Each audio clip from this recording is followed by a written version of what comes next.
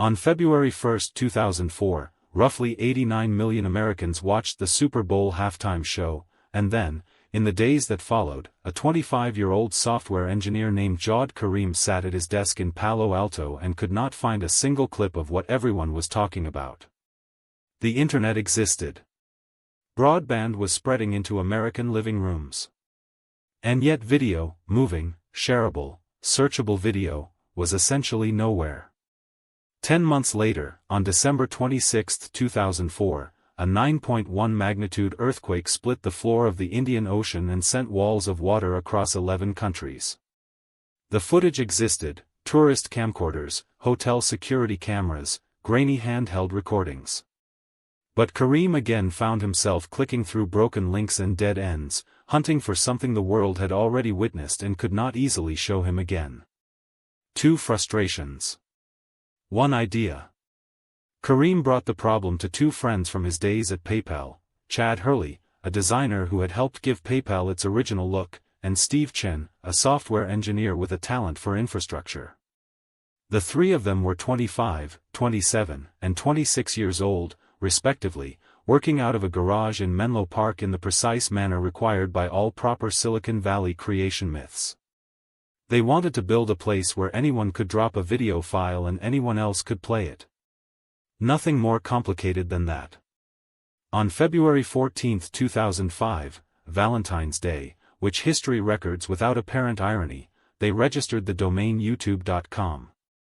Their first pitch to investors described something resembling a video dating site, which is emphatically not what it became.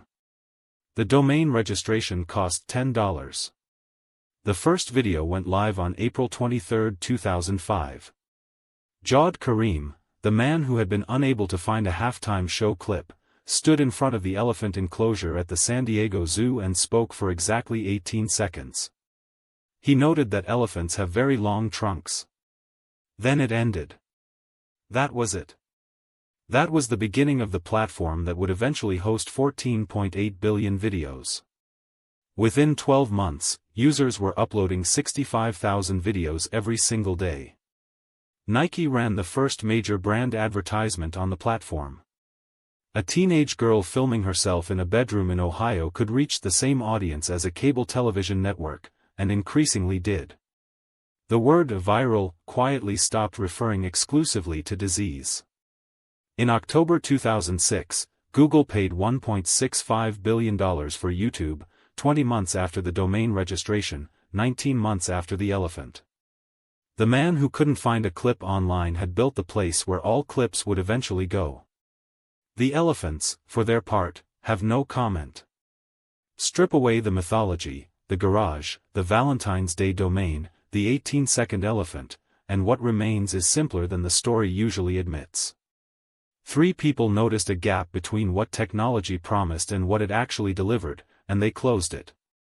No proprietary format, no exclusive content deal, no regulatory moat, just a box where you drop a file and a box where someone else plays it. The gap was so obvious that filling it looked inevitable in hindsight, and yet nobody had. Within 20 months they'd built something worth $1.5 billion, handed the concept of audience to anyone with a camera, and permanently moved the line between witness and broadcaster. What we keep returning to isn't the valuation or the speed, it's the word viral. It used to carry a warning.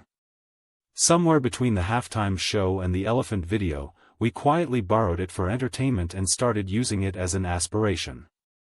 We don't think that's obviously wrong. We do think we stopped noticing the metaphor. And that pattern, the quiet normalization of something that should at least give us pause, shows up again and again in how platforms get built, adopted, and eventually just absorbed into the texture of ordinary life. So here's the question we can't answer cleanly: what's spreading through your attention right now? That you've already stopped thinking of as contagious?